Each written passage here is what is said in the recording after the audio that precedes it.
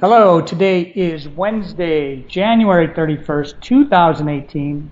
I'm Joe Schmidt with TC2, and this is Staying Connected. On today's podcast, we're going to take a look at what enterprises need to know when buying Cisco's Meraki products, which is Cisco's cloud-managed IT solution. I'm joined by two industry veterans who are also my colleagues, Ben Fox, one of TC2's managing directors, and David Lee, TC2's technical director. Ben, let me start with you. We're seeing many clients starting to deploy Meraki's networking solutions. What's driving that? Hi, Joe. Yes, many of our clients are now deploying Meraki products, and it's for all sorts of reasons. We're particularly seeing Meraki being deployed at small locations, where Meraki solutions can cost-effectively fulfill a range of different networking functions, routing, switching, wireless LAN controllers, and firewall security functions, and they do that very cost-effectively. One of the key attractions, though, for customers is that Meraki provides a range of benefits via its simplified approach to network management. So it has features such as its cloud dashboard, which is essentially a more user-friendly GUI-based interface for accessing devices, as opposed to command line access, which network professionals have been used to. And it centralizes the management, enables changes to be easily rolled out to your entire estate of Meraki devices. There's also a range of other benefits. A good example is automatic updates and patching. Historically, a real headache for companies has been keeping all their devices on recent software releases, applying all the security patches, etc., merely from such things as just difficulties finding suitable change windows, the risk of outages from updates that go wrong. I don't want to go into the details, but the bottom line is Meraki devices simply make that process a lot easier. And additionally, Meraki provides various SD-WAN capabilities that are increasingly becoming key to many of our clients' network strategies. So, David, Meraki, it's part of a subscription type service. How does it work? That's right, Joe. But in addition to purchasing the applicable Meraki appliance itself, you also need to purchase the corresponding subscription license. Just want to make that clear. What the Meraki subscription license provides, though, and it's not optional, these licenses are a mandatory purchase to activate your Meraki device, and that device stops working, or as some people call it in the industry, it's bricked, without an active license. So you need to renew the licenses when they expire. So let's talk about what the Meraki subscription provides. First of all, it provides 24/7 remote support. It is not Cisco TAC, but Meraki-specific service desks in the U.S., in Europe, and Australia. The license allows access to the Meraki Cloud Dashboard, as Ben discussed that just previously, for equipment configuration and monitoring. And it provides a warranty service, an RMA type service, which includes the following: an advanced hardware shipment, but only on a discretionary basis, not guaranteed.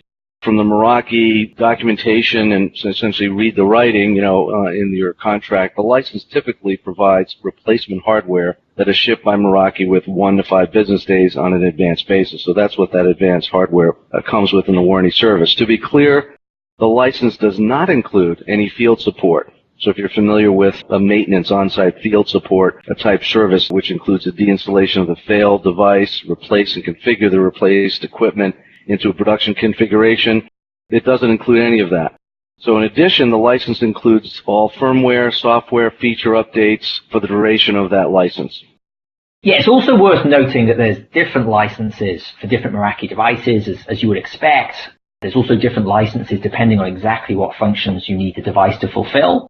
E.g., there are different licenses that cover security functions. And the licenses themselves, they can be purchased for 1 year, 3 year, and 5 year terms. And therefore, it's important to budget for the ongoing license costs when the original purchase license term expires. It's not simply a one-time capital cost. And as Dave mentioned, if the license is not renewed, the device simply will not function, which is also very different to what you've been used to on purchasing Cisco devices. Now, Meraki does purport to make the renewal process easier, because what it will do is it will automatically co-term all the licenses by adjusting the overall renewal date back or forward, depending on what is added to the pool of licenses. So at the very least, that should avoid the need to manage a variety of different license terms.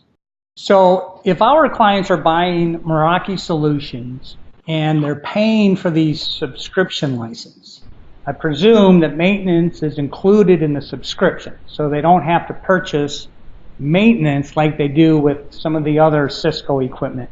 Is that right, David? Thanks, Joe. Actually, that's a common misconception. As mentioned, the license does provide 24/7 remote support, which is part of what customers are used to as receiving as part of your, say, Cisco SmartNet, part of a maintenance program. But it only provides advanced parts replacement on a discretionary basis, that 1 to 5 day business day window I mentioned before, which really won't be satisfactory for most enterprise customers. To address this, Meraki offers a relatively new maintenance service called Meraki Now. And Meraki Now will sound familiar if you're acquainted with Cisco SmartNet or equivalent maintenance program. For example, Meraki Now includes spares that are located globally using the Cisco Spares Depot locations, with our, very well distributed across the globe. The delivery of the spares uses Cisco existing logistical supply chain, so Meraki is reusing Cisco supply chain that many enterprises are familiar with. And it includes either advanced hardware replacement or an on-site field support replacement, where a technician physically replaces the failed device. Very similar to what enterprises are familiar with in a Cisco SmartNet context, meaning the service levels are 24/7 by 2 hours, 24/7 by 4 hours, or an 8/5 by next business day. Ben, you've done a lot of work with helping clients source their Meraki solutions. Are there any other key differences that they need to be aware of when they're purchasing Cisco Meraki solutions? Yeah, there's a couple of other things to be aware of. And they stem from the fact that, of course, Meraki was an acquisition for Cisco a few years ago.